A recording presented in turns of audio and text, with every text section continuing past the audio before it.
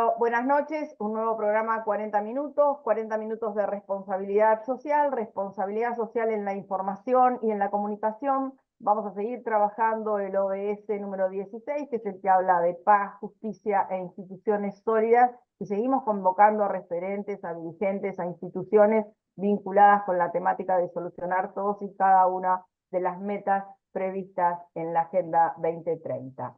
Hoy vamos a hablar con la directora de Grow, Género y Trabajo, que es también una organización de la sociedad civil. Nuestra entrevistada es Georgina Stico. Georgina es especialista en género con más de 10 años de experiencia, es ingeniera informática por el ITBA, el Instituto Tecnológico de Buenos Aires, realizó un posgrado en Administración de Organizaciones Sociales en la Fundación Unidos y además es máster en Relaciones Internacionales por la Universidad de Bolonia. Georgina se ha desempeñado como manager regional de relaciones institucionales de Idealis Org y como asesora de tecnologías del desarrollo y en movilización de recursos en áreas infantiles SOS Latinoamérica, y junto a Carolina Villanueva fundaron Grow, Género y Trabajo, ya dije, hace más de 12 años. Georgina, bienvenida a nuestro programa, buenas noches. Buenas noches, un placer estar acá y poder, bueno, hablar de este ODS y del que nos compete más a nosotras, ¿no? Que tiene que ver con los temas de género, así que un placer. Bueno, Georgina, Grow, Género y Trabajo, dijimos recién que es una organización que lleva 12 años de trayectoria y tiene como propósito, de trayectoria en América Latina, y esto hay que resaltarlo también, y que tiene como propósito generar espacios de trabajo diversos, inclusivos y libres de violencia.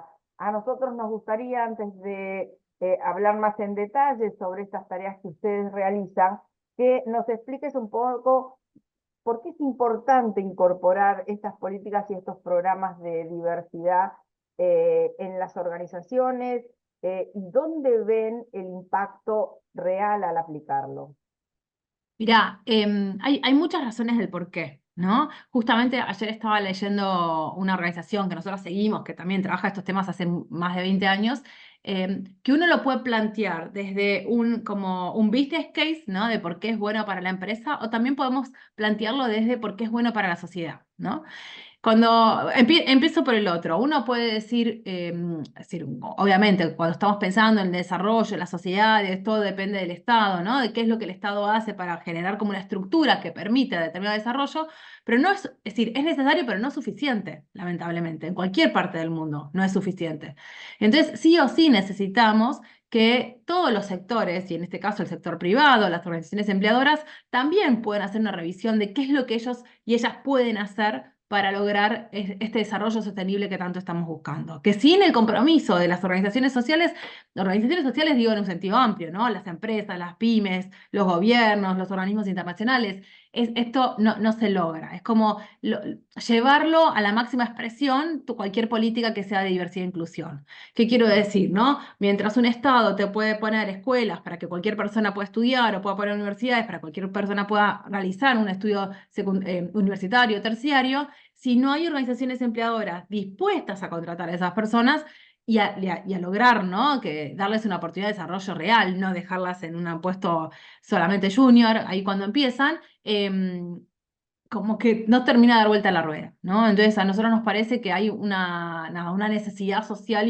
imperante para que esto sea de esta manera. Por suerte, también, como les decía al principio, hay un beneficio que tiene hacia las instituciones que esto lo llevan adelante, ¿no? Esto ya, cuando nosotros empezamos hace 12 años, no había casi ningún número dando vueltas, era muy difícil de explicar por qué es bueno para un negocio. Hoy ya hay muchos datos que van mostrando que te mejora el clima laboral, que reduce la rotación de las personas, que mejora la marca empleadora, ¿no? Cómo las personas perciben a esa empresa dentro de una determinada sociedad. Y eso hace que también te elijan otros perfiles que antes quizás no te hubieran elegido. Entonces, hay múltiples razones por las cuales una organización podría también decidir sumarse a esta agenda, ¿no? Entender que hay algo de beneficioso para la institución, independientemente del bien social que se está haciendo al momento de llevar a cabo cualquiera de estos planes. Entonces, digo, siempre están como estos dos nortes. Nosotros siempre desde Grow lo que planteamos es que es muy importante que una organización tenga claro el por qué.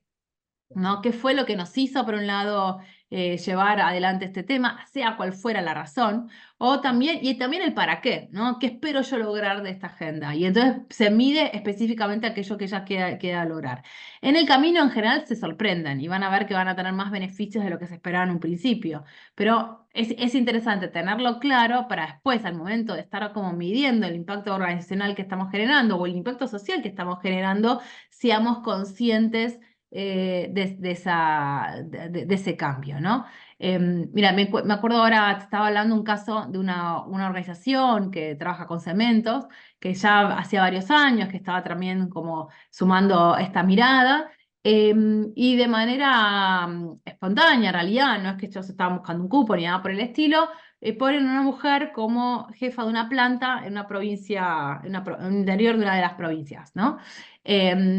Y se empezaron a dar cuenta qué pasaba en esa ciudad donde estas personas, esta mujer estaba como líder. Eh, que la empiezan a llamar de la radio, que la empiezan a llamar de la escuela técnica para que te haga conversaciones, para que tenga charlas con los adolescentes, que la empiezan a llamar de otra escuela, algo que nunca había pasado antes con los varones. Entonces, ellos al hacer ese movimiento se dieron cuenta que, tuvieron un impacto social del cual no lo habían esperado al principio, ¿no? No lo habían podido Como prevenir. empezar a movilizar a la sociedad sobre la temática, a tomar conciencia o a darse Exacto. cuenta. A darse Claro. cuenta, tal cual, de repente la sociedad se empezó a mover, ¿no? A mover, a decir, ah, pará, esto puede ser. Las chicas adolescentes se empezaron a dar cuenta que podía ser una opción para trabajar en esa empresa, que antes nunca la veían como una posibilidad, ¿no? Y todo con un movimiento, digo, con un movimiento que para ellos era, digamos, natural, estaba en su proceso. Pero es decir, el poder empezar a trabajar este tipo de agenda hizo que ellos pudieran ver como posibilidad llevar a esta mujer es decir, era un ascenso, ¿no? Que fuera responsable de esta planta, y eso produjo todo un movimiento social que ellos nunca se habían imaginado, ¿no? Entonces creo que, Te hago una pregunta, ¿cómo llegan ustedes a las organizaciones? La demanda viene de las mujeres de la empresa, de los mandos medios, de las situaciones de diversidad, de los directivos, o sea, ¿de qué mira, forma los convocan ustedes a trabajar en esto? por todas las razones. En Bien, realidad, por todas las razones. En general, cada organización es un mundo. Entonces, hay organizaciones que llegan porque las áreas de recursos humanos, a las de cultura, están queriendo trabajar el tema, o ya lo vienen trabajando y lo quieren profundizar, o todavía no empezaron y quieren saber por dónde empezar, o a veces te llama quizás un líder de otra área totalmente distinta, pero que tiene un problema en su equipo, o percibe un problema en su organización, entonces le ayudamos a ver cómo estratégicamente lo puede llevar adelante para que quienes deberían hacerse cargo se puedan hacer cargo, ¿no? Eh, a veces son los CEOs los que están más involucrados y los que les parece que este tema es un tema que quieren llevar. A veces es una situación que pasa internamente, que moviliza a la organización y les hace hacerse preguntas sobre, pará, quisimos hacer esto y nos salió mal. O nos pasó, por ejemplo, los temas de violencia son también motores de cambio muy fuertes. Nada, o es una organización que está buscando fondos internacionales y resulta que para obtener claro. un fondo internacional Es tenés que un tener una reclamo, una política. demanda, claro. Exactamente. Hay múltiples razones, ¿no? Por las cuales una organización se podría en contacto con nosotras. Para nosotros es importante siempre entender cuál es esa razón para poder acompañar ese proceso. Claro. Decirle, bueno, a ver, ¿querés ir para acá? ¿Cómo te ayudamos para llegar a ese lugar, ¿no? O sea que las Eh, estrategias que ustedes trabajan, Georgina, son en realidad a medida para lograr esta situación de espacio Totalmente. diverso, organización diversa, libre de violencia, inclusiva. Ustedes realmente se plantean para dónde querés ir, cuál es tu demanda concreta. Y contanos un poco las herramientas de trabajo, estas estrategias que vos planteás, que van desde charlas hasta capacitaciones, sensibilizaciones, este Mira. camino que ustedes recorren. Me encanta la palabra camino porque nosotros lo vemos como un camino, pero también siempre decimos a las organizaciones, no hay un único camino, ¿no? Cada organización tiene su propio camino. Entonces, yo les cuento el camino, cómo sería un camino ideal, pero nunca es ese camino, ¿no? O muy pocas veces es ese camino. El camino ideal es empezar por un diagnóstico, ¿no? Que la organización, y eso es un área específica de Grow, donde se hacen encuestas, entrevistas en profundidad, se analizan los datos de la organización, y entonces tenemos como una foto sobre una foto sobre cómo está hoy la institución y de dónde viene la institución, para decirle, bueno, a partir de ahí, bueno, cuáles son esos pasos institucionales que quedan por hacer, ¿no? Por un lado, bueno, cuáles son esas políticas o prácticas o procesos que por ahí están muy buenos, pero que no están institucionalizados y necesitan estar escritos, o cuáles son aquellos que están escritos que necesitan algún tipo de modificación para realmente ser amplios e incluir a todas las diversidades. Y también a partir de la encuesta y las entrevistas detectamos cuáles son esos puntos de formación que son requeridos, ¿no? Que esa institución necesita, cuáles son esos mindsets, esos sesgos que existen y que deberíamos hacer todo un proceso de construcción. A partir de ahí, ese diagnóstico, en este camino ideal, ¿no? Termina con un plan de acción a mediano y a corto, mediano y largo plazo, porque no podemos hacer todo al mismo tiempo, entonces tenemos que poder priorizar qué es lo importante para esa organización, qué es lo más relevante para esa organización, ¿no? Y luego está el área de formación.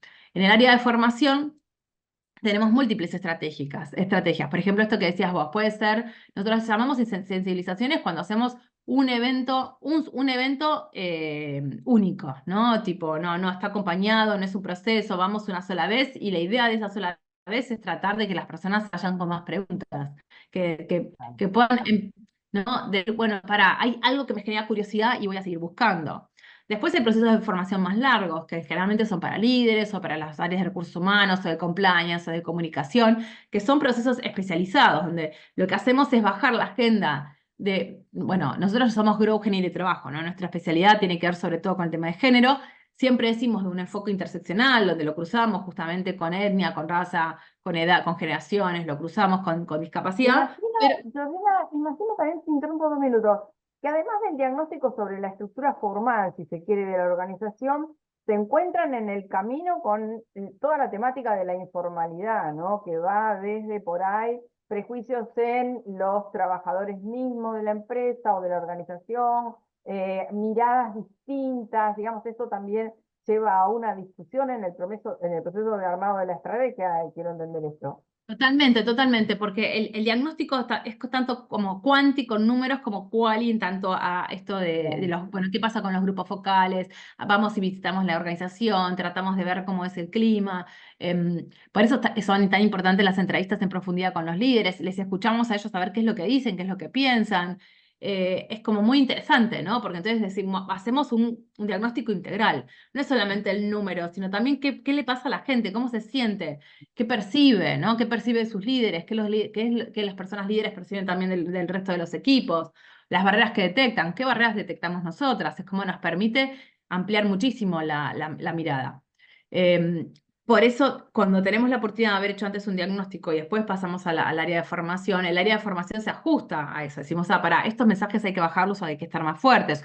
O estos mensajes por ellas los tienen. A veces hay organizaciones que nos sorprenden porque son muy abiertas, están abiertas al cambio. Entonces nos permite como profundizar con determinados temas que por ahí en otras organizaciones decís, bueno, no están preparadas y todavía no podemos. Por eso decimos, hay como distintas estrategias de formación. También depende del tamaño de la organización. No es lo mismo lo que uno puede hacer con una organización que tiene 40, 50 personas, que todo el mundo puede participar y podemos dialogar entre todos y todas, a cuando estás en grupos de más de 1000, ¿no? Más de 1000, cualquier tipo de otra difusión. Digo, con otro tamaño donde las estrategias tienen que ser diferentes para poder llegar a la mayor cantidad de gente, donde es muy difícil decir llegué a todos, ¿no? Em, pero bueno, en ese sentido nos vamos como adaptando y es muy interesante. Bueno, el grupo de Grow es un grupo muy interdisciplinario, somos casi 40 personas que estamos trabajando, entonces nos permite generar como estos espacios que sirvan tanto vamos a trabajar con las personas que trabajan en una mina a 4000 metros de altura, o nos damos vuelta y vamos a un pozo petrolero, o nos damos vuelta y estamos trabajando con docentes de la provincia de Buenos Aires, o estamos trabajando con adolescentes, o estamos trabajando con una agencia de publicidad. Digo, eso es interesante. La misma diversidad de Grow nos permite, nos habilita adaptarnos a distintos públicos, ¿no? Y pensar la estrategia para ese público. Bien. Y Eh, al haber hecho, te hago otra pregunta, al haber hecho, digamos, tantos diagnósticos en diferentes organizaciones, con miradas distintas, etcétera, ¿han podido detectar como patrones comunes que podrían repetirse, que podrían, digamos, estandarizarse para decir, bueno, esto es lo que está pasando básicamente en estas organizaciones sobre este tema puntual? Mira, sí, totalmente, porque hay como ciertas, a ver, como ciertas posiciones en función a los temas de diversidad que te Ujú. ayudan también a detectar qué tan difícil o tan fácil puede llegar a ser traer esta agenda dentro de una institución. ¿Qué quiero decir? A veces te encontrás con líderes que les decimos, no ven el tema de la diversidad, no la ven, ¿viste? Es el típico que te habla de la meritocracia como la única razón. Bueno, es muy difícil desde ese lugar partir a decir, bueno, ¿qué tengo que hacer y cambiar para pensar la diversidad, ¿no?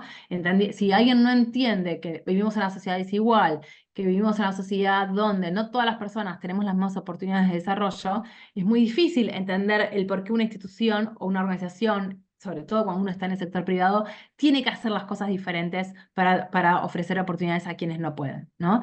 Entonces, cuando la organización, la mayoría de los líderes está parado en ese lugar, bueno, es muy difícil cambiarla y llevarla, pero bueno, no es imposible, hay sensibilizaciones, hay otro tipo de estrategias que nos permiten tratar de mostrarles, bueno, esto que queremos, que es lo básico y lo fundamental, que existen, que vivimos en una sociedad desigual, ¿no? Cuando vos estás, por ejemplo, con un grupo de personas o de líderes donde por ahí el tema lo ven, pero lo que no ven es su rol de líder, que esto es muy común, ¿no? O qué tienen que hacer para corregir también, ¿no? No, les parece que su rol no es corregir nada, que la gente está sola, que hay conflictos, los ven a los conflictos, pero entienden que los conflictos son personales y no los piensan como a nivel organizacional. Bueno, eso es otro tipo de problema, porque ahí lo que tenemos que Cómo hacer es tratar. impactan negativamente en la organización, que eso es importantísimo para los términos de productividad o prestación de servicios, ¿no? Exactamente, pero hay muchas personas que son líderes y que piensan que los problemas que se pueden generar dentro de un equipo, roces, discriminaciones, humillistes, ¿no? Ujú. Todo un conjunto de microagresiones, según ellos y ellas, la gente lo tiene que resolver solo. Como si a vos te molestó algo, tenés que levantar la voz, ¿no? Y si, bueno, y ahí se pierde un poco el rol. Entonces ahí hay que reforzar el rol de los líderes, entender que ellos son responsables, que la organización no es una entelequia, la organización existe, es material y son personas y que las personas en sí mismas, es decir, ellos como líderes tienen una responsabilidad para generar ese tipo de clima de trabajo, de sensación de inclusión, ¿no? Del respeto, de confianza, es decir, bueno, un montón de sensaciones que solamente la persona líder los puede traer, que no vienen solas, ¿no? Em, Y un poco y te hago fi- esta pregunta. sí, Ustedes hicieron un informe en el cómo construir sociedades más equitativas y lo hicieron en el marco de una campaña Reflejos de Desigualdad, que antes sí. de la entrevista yo te decía que te quería preguntar sobre eso, sobre todo porque me interesa saber si efectivamente estos patrones, esta realidad que ustedes se encuentran, la marcaron en este informe, de qué forma las plantean trabajar, eh, para Mira, que los auditores, audiencia entienda un poco más. perfecto, totalmente. Lo que hicimos fue toda una campaña de comunicación, duró casi, si no me acuerdo mal, 10 meses en las redes, donde lo que hicimos, o nuestro objetivo era poder, a ver, lograr que la sociedad o quienes nos sigan, y ojalá que este mensaje se pueda llegar a multiplicar más, pudieran ver mejor las desigualdades. Esto que te digo que nos resulta tan difícil, o que muchas veces encontramos que las personas en general nunca lo han reflexionado, nunca lo han visto, no se lo han planteado. Entonces, el objetivo de la campaña era mostrar, por eso se llama reflejos de la desigualdad, es decir, poder mostrar aquello, es decir, como que tenemos una sensación de que uno vive siempre como con como unos anteojos empañados, ¿viste? Si lo que quiero hacer es desempañarte esos anteojos o sacártelos directamente, ¿no? Para que puedas darte cuenta de qué es lo que está pasando. Cuando uno dice detrás de ese discurso meritocrático que cualquier persona puede hacer cualquier cosa, bueno, no. Empezar a hacernos esas preguntas de quiénes sí y quiénes no, y en qué circunstancias, y en qué contextos, y por qué en algunos contextos algunas personas me importan si las herramientas que tengan no van a poder porque el contexto no los ayuda y no los acompaña, ¿no? Ese fue el fin de nuestra campaña. Nos resultó compleja, no te voy a mentir, porque fue una campaña que requería muchos datos y hay muchos datos que no existen todavía. ¿Qué quiero O que decir? los Tenemos niegan las mismas organizaciones, los ocultan de alguna forma. no hay, sí, o no se los quiere medir, esto que decís, bueno, sabemos más o menos no sé, hay 10% de la población que tiene un tipo de discapacidad, pero después, ¿qué tipo de discapacidades? ¿Cómo esas Claro. discapacidades cruzan con la inserción laboral o con la inserción de trabajo? Es decir, lo tenemos como conjunto. Digo, y es muy difícil empezar a hacer más cortes, ¿no? ¿Pero por qué? Porque a nadie todavía le interesó, o quienes le interesan no tienen la plata para hacerlo, y quienes tienen la plata para hacerlo no les parece que es un tema importante. Bueno, esto nos encontramos con un montón de barreras, ¿no?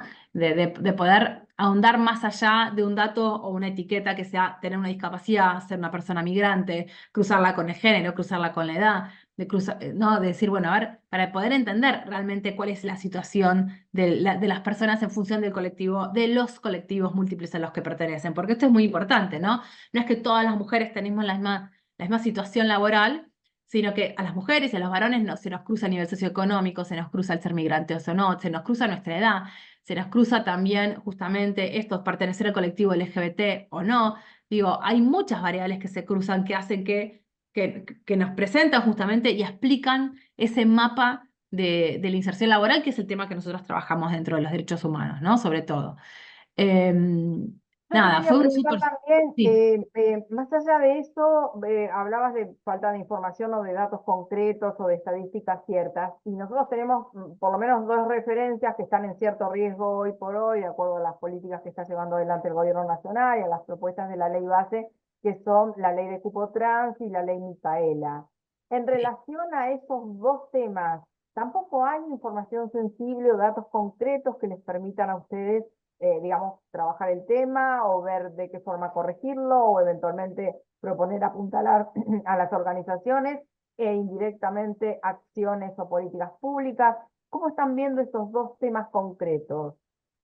Mira, son dos temas claves, ¿no? La ley de Micaela vino a decir, básicamente, os digo, para quienes no la conocen tanto, ¿no? De que toda persona que está en un puesto público tiene que saber sobre temas de género y diversidad. Es decir, no importa el cargo, no importa lo que estés haciendo, tenés que tener esta mirada. Y es fundamental. ¿Por qué? Porque desde la persona que te está recibiendo en un hospital público o que te está recibiendo en cualquier institución pública, o que tiene que pensar cómo va a trabajar con vos, tiene que tener esta sensibilidad, ¿no? Tiene que poder hacerse las preguntas de cómo impacta aquello que estoy haciendo desde esta perspectiva de género. Es lo mismo para varones y para mujeres, es lo mismo para las personas trans, es lo mismo para las personas no binarias. Es decir, esa pregunta tiene que existir, ¿no? La ley Micaela hace que esa pregunta exista, es decir, o ese es el objetivo por lo menos que tiene, ¿no? De que todas las personas se formen y que tengan esa sensibilidad de poder detectar que yo lo que haga, sea lo que sea, tiene un impacto en la otra persona desde un enfoque de género. La ley de cupo trans es fundamental, no solamente en nuestro país, en cualquier país del mundo, porque lo que hace es, viene a reparar una deuda histórica, ¿no? Un colectivo que históricamente ha estado expulsado de la escuela, de las universidades, bueno, empezando desde sus familias, ¿no? De sus familias, la escuela, la universidad. Digo, ¿cuál es esa opción real de trabajo, de estar insertos en un espacio de trabajo formal, ¿no? Entonces, la ley de cupo viene un poco a sanar esto, a decir, bueno, no, hay una opción real acá de trabajo. Lamentablemente, como sabemos, esa ley de cupo, que es del 1%, no se cumplió, ¿no? Ahora no me puedo acordar exactamente cuál era el porcentaje de ese 1% que estaba cumplido, pero era muy bajo, era no sé, si eran 5.000 puestos, eran 700 o 900, es decir, que faltaba un montón. Esto nos muestra cuánta ley Micaela falta, ¿no? ¿Qué quiero decir? Que ese cupo no se pueda cubrir, no es porque no hay oportunidades de trabajo para ser cubiertas, sino que por ahí esos entornos son violentos, o por ahí esas personas que tienen que reclutar no están pensando en las personas trans para justamente reclutarlos. Es decir, que exista la ley de cupo no significa que las instituciones públicas hayan estado obligadas a cumplirlo. Si bien sí, porque es una ley, pero no pasaba nada si no se cumplía, ¿no? Entonces, y ahí traigo, porque me parece muy importante, otro tema que tiene que ver con, que nosotros lo hemos visto también en muchas instituciones, la necesidad de que el espacio de trabajo sea un espacio inclusivo. ¿Qué quiero decir? Si yo voy a contratar a una persona en situación de vulnerabilidad, como puede ser una persona trans, para estar trabajando en un entorno violento, lo que estoy haciendo es expulsándola de ese entorno de trabajo, ¿no? No va a durar, con cualquier persona no va a durar, ¿no? Entonces, tengo que trabajar previamente para preparar a mis equipos, pero los tengo que hacer ya. No tengo que seguir esperando a pensar que voy a sumar a alguien, ¿no? Cuando yo detecto que tengo un problema en un equipo, lo tengo que lograr ya. Entonces, bueno, volviendo a estas legislaciones, es decir, son básicas, son sumamente importantes y un poco también lo que hacen es delinear qué tipo de país queremos ser, ¿no? Digo, hablamos tanto hoy de la libertad y a veces nos olvidamos que de la libertad de quién estamos hablando, ¿no? Si ¿Cómo? queremos ¿De quién y pensar, cómo?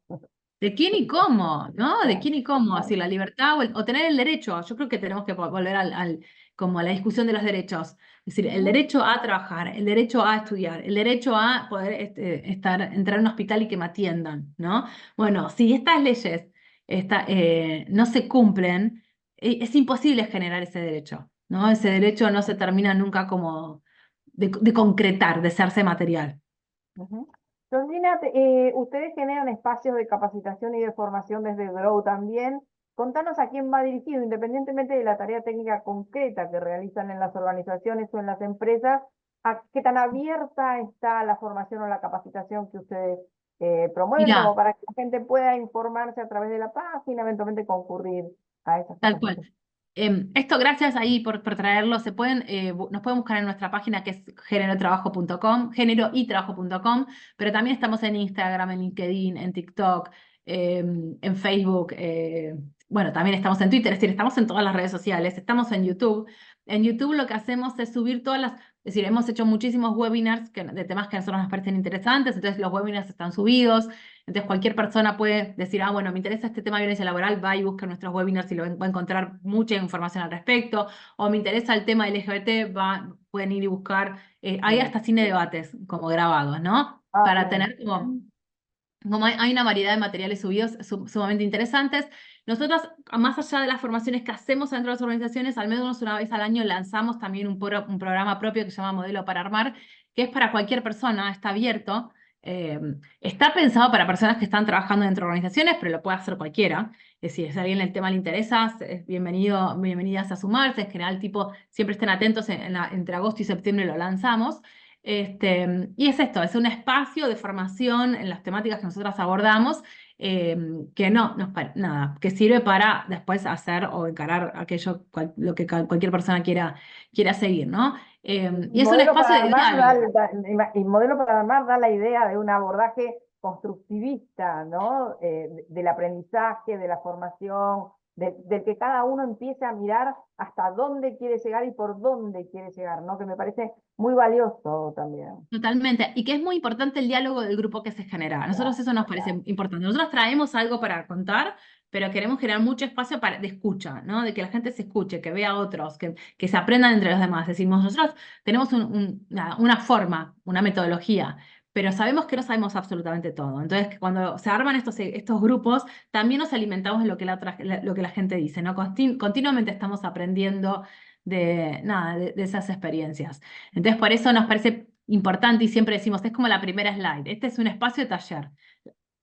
Vas a aprender si participas. Hay que participar, hay que abrir la cámara, hay que hablar por chat, Hay nada, que estar sacarnos, presente, hay que estar interactuar. presente, sea como sea lo que sé o no, por ahí estamos presentes con nuestras preguntas, ¿no? Pero hacer como, decir, tener la posibilidad de decir, yo sobre este tema no sé, quiero aprender, no lo entiendo, es ser generosos también. ¿No? Es Claro. como, es poder traer eso a la mesa. Y bueno, y entre todos vamos tratando de brindar como otros puntos de vista, saber si te sirven y te enganchan y te hacen sentido, porque esto es una agenda que uno se la tiene todos en alguna medida nos deberíamos a poder apropiar para llevarla después a nuestra vida, porque la verdad que nosotros trabajamos sobre el trabajo y lo que pasa en el trabajo, pero te afecta todo el tiempo, ¿no? 7 por 24. Georgina, para ir terminando con el programa, me gustaría una reflexión tuya sobre pasos futuros, mirada futura, qué temas ves o qué conversaciones o qué debates se van a ir dando en la sociedad. Quizás América Latina en general, quizás puntualmente para nuestro país, pero bueno, son temas que todavía no están siendo abordados, imagino, y que de cara a un futuro van a tener que plantearse. ¿Qué estás Mira, sí. viendo? Mira, a ver, es importante esto que hace esta distinción entre Argentina y el resto de América Latina, ¿no? Porque Argentina es un país que es cierto que con estos temas ha avanzado un montón. Digo, lo que las organizaciones empresarias han No hecho, tenemos que retroceder, ¿no? no tenemos que retroceder, por supuesto que no tenemos que retroceder. Estar en una época de crisis es muy difícil porque justamente todos los temas retroceden en épocas de crisis, pero no tenemos que retroceder. Pero es cierto que avanzamos mucho en comparación con otras latitudes, ¿no? Donde el tema hay una sensibilidad que ojalá que el resto de la región también pueda como ponerse encima de esto. Ahora, dicho esto, hay un par de temas que a nosotros nos parecen fundamentales y cada vez nos parecen más claves que todavía no llegan a tener como la masa crítica necesaria. Una tiene que ver con la reflexión en relación a las masculinidades. Es decir, tenemos que replantear nuestras masculinidades, tenemos que poder traer y hablar los temas, los varones tienen que poder hablar estos temas. Mientras los varones no puedan tener espacios, así como tenemos para hablar de las mujeres y su inserción laboral y cuáles son los mandatos que tenemos bueno, y ser más generosas con nosotras desde ese punto de vista, es decir, de no tratar de hacer absolutamente todo, sino de entender de dónde vienen las desigualdades que tenemos. A los varones les falta esa discusión y está lejísimos esa discusión todavía de tener la profundidad que tienen otros temas de género, ¿no? Ese es un tema que nos parece fundamental y sobre todo para poder bajar determinadas resistencias. Y otro tema que nos parece fundamental, digo, yo estoy esperando que arranque en algún momento, tiene que ver con la reflexión del colectivo LGBT, de la situación del colectivo LGBT.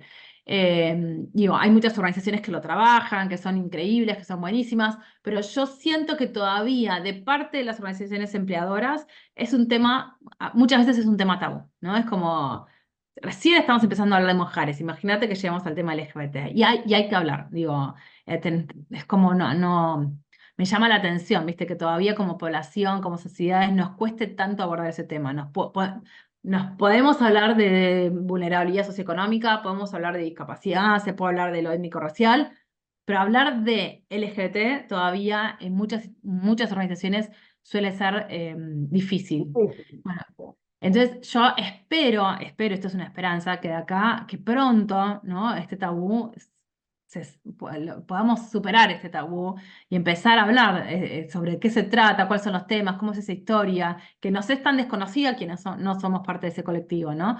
Yo creo que eso es una súper deuda que tenemos como en Argentina, por lo menos todavía la tenemos un montón. Siempre pensando desde el ámbito organizacional, ¿no?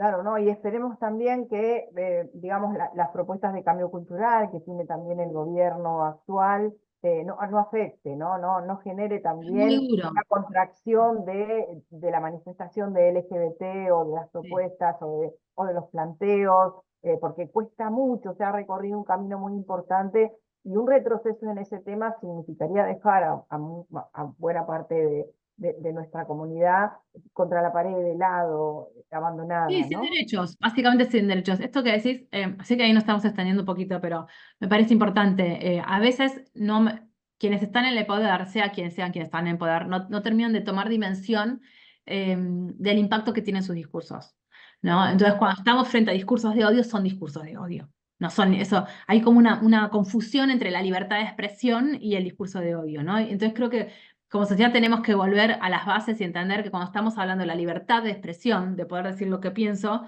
es siempre sin humillar, sin maltratar, ¿no? Con respeto a las diversidades, sobre todo. Con respeto a las diversidades. Una vez que yo cruzo esa línea, cuando yo llamo a un colectivo como enfermos, estoy cruzando esa línea. No estoy Ujú, dando una opinión. Estoy ujú. violando mi libertad de expresión y estoy violando el derecho de otra persona. Entonces, eso es un discurso de odio. Y entonces es fundamental que se empiece a asumir como tal, ¿no? De que la libertad no es cualquier cosa.